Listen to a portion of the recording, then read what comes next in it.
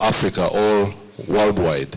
So if we can use our own human resource to earn even more money and also put more money in that area so that we can have that self-sustaining economy instead of keeping on depending on that aid that is not really going to help us at all. The oil, lastly, if we can concentrate on our oil and we start exploring it, and then we start earning our own money, I think it can make more sense than us depending on donor aid and becoming wishful thinkers that if Museveni goes or Amama goes, things are going to be better. Thank you very much. Okay. I want to declare my interest that Dr. Srom and I have been quasi-thinkers for NRM in its various organs.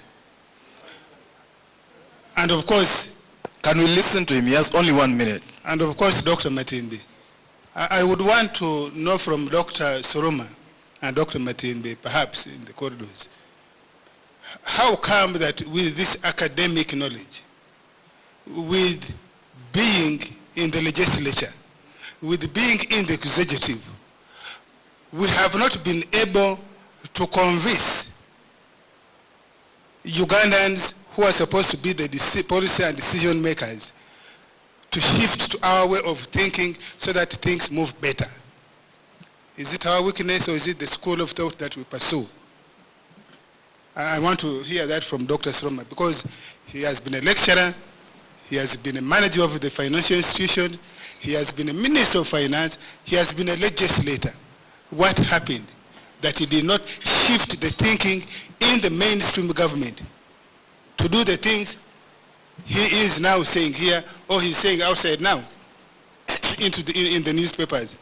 Two, Dr. Sroma says we need to leave much of the incomes into the hands of the people. First of all, the market has always been there. The private, the free market. I would want to hear from Dr. Sroma, how come our people have not seen the opportunities in the free market? How come? Because it has always been there. When you say our current tax level is about 23%, it means the other 77% are not actually in the tax bracket. So what presumably they earn is left with them. How come they are not using what is left with them to propel themselves? If your argument is that if we left to them their income, they would use it properly. How come they are not using it currently? As you know, agriculture is less taxed, particularly raw agriculture. How come the people in the agriculture sector are not making the significant shifts that we would wish them to make? Then the other issue is of donor aid. And I heard Jackie, talking about countries of China and others who don't have democratic governance credentials when they are giving aid. But only the money being stolen is from the countries that put the governance benchmarks. Why is it that is money from European Union that is being stolen? How come that it is the money from those democratic countries that are being stolen and the money from China is not being stolen? I think it is the design of the donor company, the donor aid, that creates room for stealing. All right, okay. I really think that I agree with Bamwine that at 75%, we need to stop getting donor money so that perhaps we can concentrate public accountability systems on our internal revenue. You can see we have shifted. Why was the Prime Minister of Uganda ready to refund donor money and is not as ready to make accountability for the taxpayers' money? I think we need to get donor money out of our economy so that we ask accountability from our public officials on our tax money. All right, thank you very much. Thank you very much. A peasant from Ruhinda, although I've also been in universities and have had an opportunity of reading for degrees. I'm a peasant. Now, first of all, I would want to know, do you really need this aid? How many of you rely on your neighbors to feed your children, to fend for your wives? Can a corrupt government fight corruption? All the presenters have talked about fighting corruption. But do you really think we can have this government that is as corrupt as it is fight corruption? I would want to agree with Honorable Matembe that President Museveni and his henchmen must get out of the way if we are to get out of the political quagmire and the economic quagmire we are in. The Anglican Common Book of Prayer says we have left and done what we are supposed to do, and we have done what we are not supposed to do. Therefore, in us, there is nothing good at all. We must extricate ourselves from the claws of President Museveni and the NRM if we are to make any headway. And for me, I spend all my time, by the way, I spend all my time thinking and working very hard, using my brains to make sure that this government collapses. I thank you very much. Of them is whether cash transfers or pension earnings. You can try both because the two are not the same. Cash transfers is trying to augment and target people to work for certain activities rather than give them free handouts. You want to target, to give them some work to do, and then you pay them. Pension is what people have earned before. They have already earned it. It's not, you are doing them, not doing them a favor. That is their money. They earned for it, they deserve it. So some of the pensioners can actually get additional resources through cash transfers, which are for work or whatever you need to do. Raiding the treasury, I don't think so. Parliament, definitely Parliament will come in. What you have here is a reallocation. And reallocations are allowed within a budget. But if it is a supplementary, that the reallocation was going to a sector that was going to receive more than what it had been given, then that is supposed to go to Parliament within a period of 3 to 4 months. All these are allowed. So eventually whatever has been happening in the budget is going to go back to Parliament once it resumes. But you don't have to first go to Parliament in order before you do any reallocation. This is normal budget procedures. More FDIs, yes, definitely Uganda attracted more FDIs, but into what and why? You want to see whether this is as a result of broader fundamentals. Of course, we have heavy investments in the oil industry, which were not in the other countries. But you also had TBs. When the central bank rate went high, the treasury bill rate was 19%. So many people actually pulled their money from Kenya and came to invest in treasury bills. That's not the FDI I want to have in an economy. So you've got to open up before you get excited about how much money is coming in. Less government, yes, but I think more effective government is the terminology I want to have. So even if it is less government, 2 thieves can steal all the money and finish it. You have seen examples. So all you need is a more effective government. That by default goes with less, because effectiveness means you can achieve the same thing with less resources. So I would rather go for the ultimate, a more effective government. Discussion of the ideology, definitely we need this discussion. We cannot continue with this agenda of all that we want to do and we're not taxing ourselves. You have to go back to the donors. Now, are we leaving to the private sector? I think we have already left so much to the private sector, but government also needs to do some basic things that enable the private sector to move. So you cannot just say don't tax the private sector. You need to tax the private sector and provide those basic public goods actually which the private sector itself needs in order to do its own things. And I don't think we have so much crippled the private sector because government taxes as a result of GDP are 12%. Kenya is above 20, Tanzania is close to 20. So Uganda is the least actually in taxing and therefore is the best in leaving money with the private sector. But are we doing better? Is a question of ideology. Capitalism or socialism? These are not the only options by the on the table.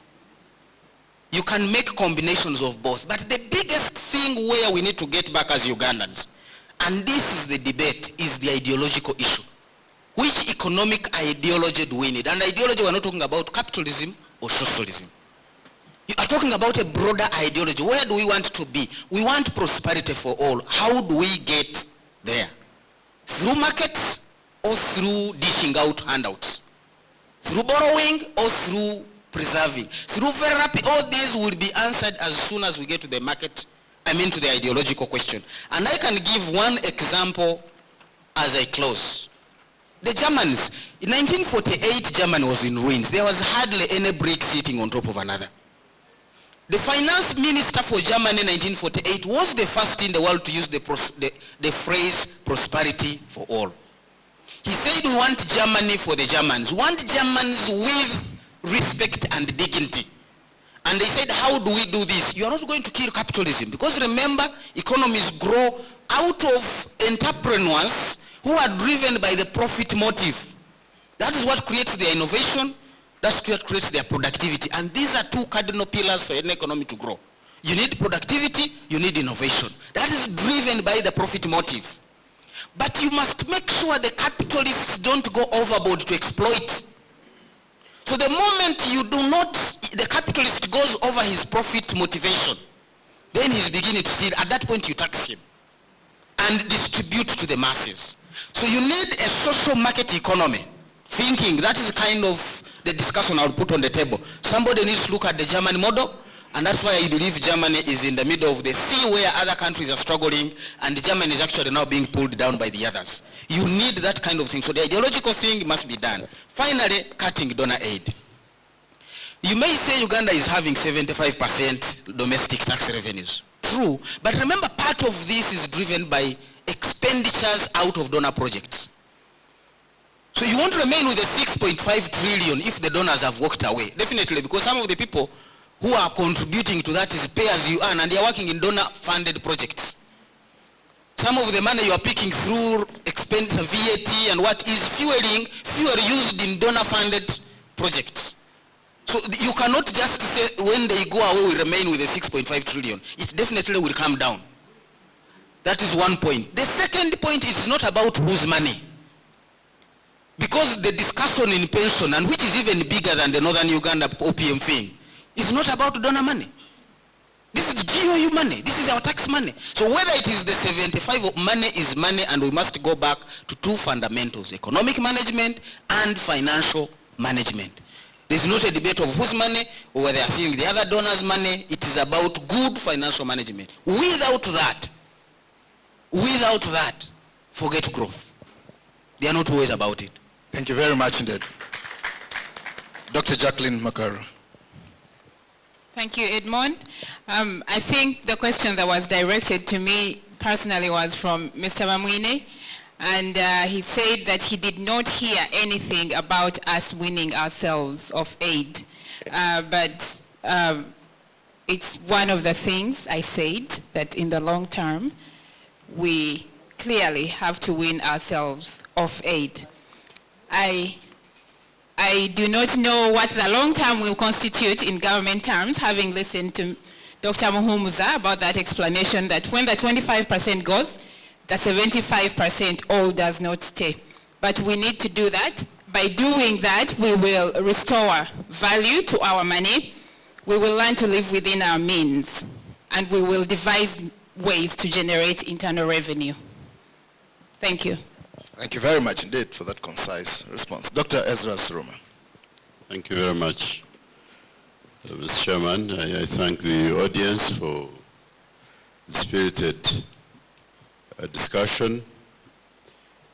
On the issue of Honorable Mao about whether we should have cash transfers similar to those in Brazil, yes, I do believe that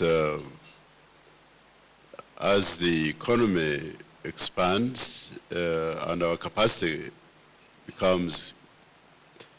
increases, we should do more to help people in the midst of our country, citizens, who are not able to help themselves. I think that one mark of a civilized society is that you don't allow citizens who are disabled, who are not able to help themselves, to fall into a subhuman condition. You don't simply let them waste away as if they are not human beings. That degrades the entire society. And so we need to reach a point where we are less desperate, because when everybody's poor and too poor to help others, then they say, if you see somebody on the street, lying on the street, that's his or her problem. I have my own problem to deal with. But I hope that as capacity increases, we can put in place a systematic way of helping the old and the sick and the disabled so that they can be respectable human beings, live a respected life. The question of I think Mr. Mooms has answered the question of raiding the treasury to repay back the donors. Was this legal? I have not looked where the money came from, so I don't know. I do know that the minister has 3% of the budget to play with to do some reallocation and report to the parliament later. And as long as she acts within that room and reports to parliament and parliament approves, then it is legal.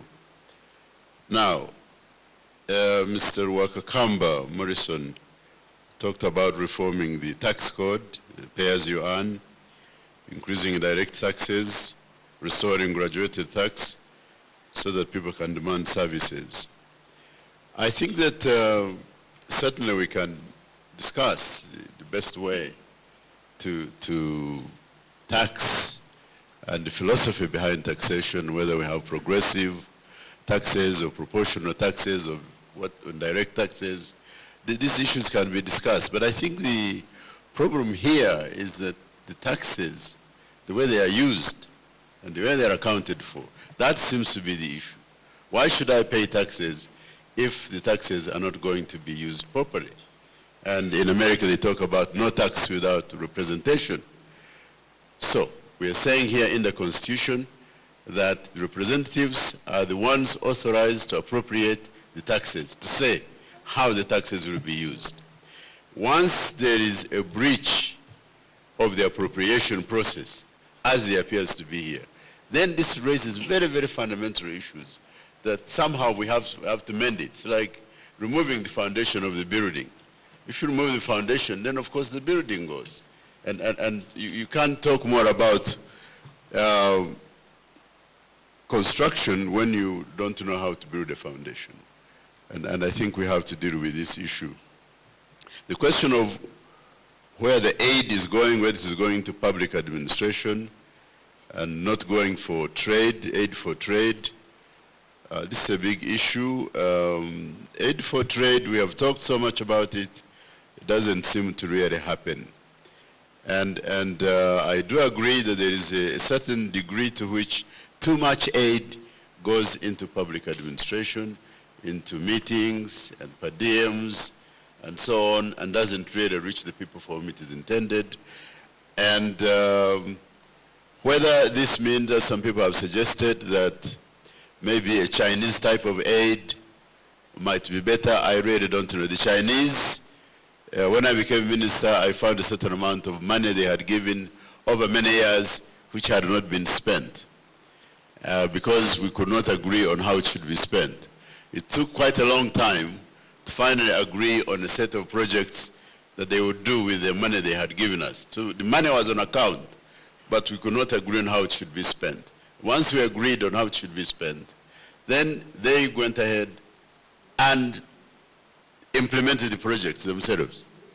So they come and put up the 2 towers. They come and do a project. They do it with their own way and their own means.